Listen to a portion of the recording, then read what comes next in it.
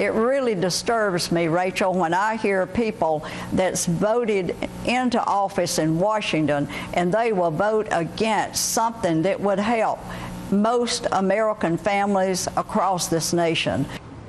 That was fair pay advocate Lilly Ledbetter on the Rachel Maddow show last night. Her comments raised the question of whether lawmakers are protecting half the people who actually put them into office. Today, the Senate will be put to test when it holds a procedural vote to advance the Paycheck Fairness Act, legislation that aims to reduce the pay gap between men and women. Democrats support it, but Republicans are vowing to dead it. Joining us now from Capitol Hill is Democratic Senator from Maryland, Barbara Mikulski. She is the bill's main sponsor. Senator, great to see you. Hi there, Alex. We've got a big day here and a big vote. You do indeed. Let me ask you off the bat, Senator, are you surprised at the Republican resistance to this? Or are you surprised at how they haven't really been able to spin it that well? Well, I've been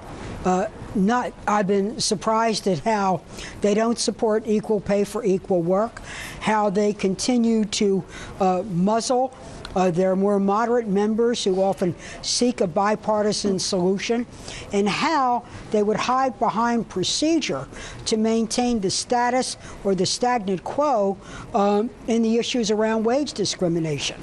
I thought every American wanted to be sure that you got equal pay for equal work if you're doing the same job, have the same education, and the same seniority. Senator, I got to ask you, on the flip side, of course, critics are saying that this has become a game of tit for tat between Democrats and Republicans in Congress, who are just sort of putting forward bills they know have no chance of passage, but in order to win political points. And folks have said this bill's going nowhere in the Senate, but it's a chance to draw out Republicans and make them look like they are, in fact, continuing the war on women. How do you respond to that? Well, Alex, let me tell you why I brought this bill up. I've been fighting for this equal pay for equal work a long time. On June 10th will be the 49th anniversary of the passage of equal pay for equal work. It was the first bill in the Civil Rights Act. In those 49 years, we've only gained 18 cents. We now make 77 cents, we women, for the same job that men do who make $1. In 1963, we made 59 cents. 49 years later, we are pretty mad about this.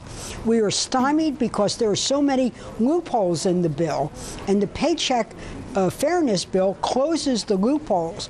For example, if you even ask the person next to you how much they're making who's doing the same job, you can be retaliated against, you can be fired, you can get a pink slip. That's just not fair. We want to close that kind of loophole. I want to open this up to my fellow panelists here. Rana, you know, when the senator talks about those figures about just how far we haven't come in terms of equal pay for the same job, you know, how do you make an argument against programs like, or proposals like this, the Lilly Ledbetter Fair Pay Act? You know, we've watched Mitt Romney's delicate ballet around this issue. We'll talk more about that in a second. But it is, I mean, this is something you would think there could be some amount of bipartisan agreement on. That would be too much to hope for. No, I don't think you can make a legitimate argument. I can imagine that a Republican argument might be, oh, this is an extra regulation, this is more red tape. I mean, the truth is, it's particularly urgent right now because women have actually only gained 16% of all the jobs created in the recovery. And that's, you know, that's not down to bad Obama policies. Let me just say that. It's because a lot of money has been spent bringing manufacturing back, and those jobs have disproportionately favored men. But it's really important right now. It's important always, but this is a particularly important moment for this, and to make sure that women are receiving equal pay for equal work. Senator, I want to play some comments made by your colleague Harry Reid regarding Mitt Romney's position on this. Let's hear that sound. Let's take a listen. Even Mitt Romney has refused to publicly oppose this legislation. He may oppose it, but he's afraid to say anything about it. Why? Because it's obvious why.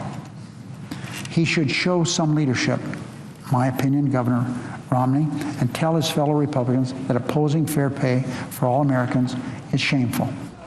Now, Senator, the Romney camp released a statement yesterday saying, of course, Governor Romney supports pay equity for women. In order to have pay equity, women need to have jobs, and they have been getting crushed in this anemic Obama economy, sort of returning the point to a criticism of the president and his jobs record. As president, Mitt Romney will create a pro-jobs business climate that will put all Americans back to work, which, again, we use the phrase delicate ballet. But what do you make of how the Romney campaign has handled the question of fair pay over the course of the last 6 months? We know, of course.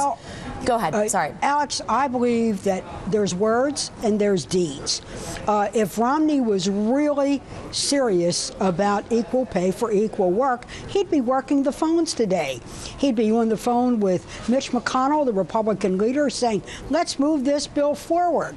Let's put this issue to rest. He would be calling wavering Republicans and saying, look, when I'm president, I want women to get equal pay for equal work, but let's start now. Vote for this bill, and let's get our economy going. Instead, he's out there giving speeches, and we're on the floor advocating legislative remedies. We're the deed people. They're the word people. You know, Jonathan, we looked at what happened on the student loan debate, which is to say Mitt Romney came out and said, you know, the interest rates can't go up.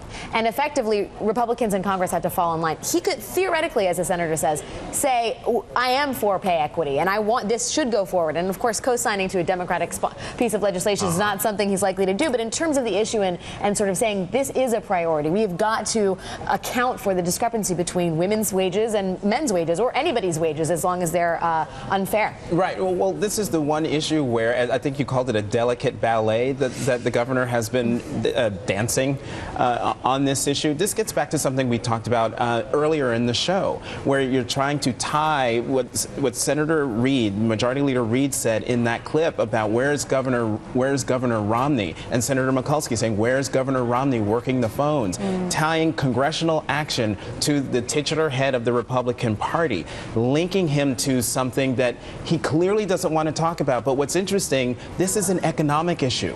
This is about paychecks. This is about families. This is about putting food on the table, which plays to the wheelhouse that he's been pushing, that Governor Romney's been pushing, and yet his actions, it makes it seem as though he's viewing this primarily as a social issue rather than an economic issue. And that, of course, is the problem. It is not a social issue. It is very much an economic issue. Senator Barbara Mikulski, thank you so much for your time. We, of course, will be following the passage, the fate of the bill as it unwinds today.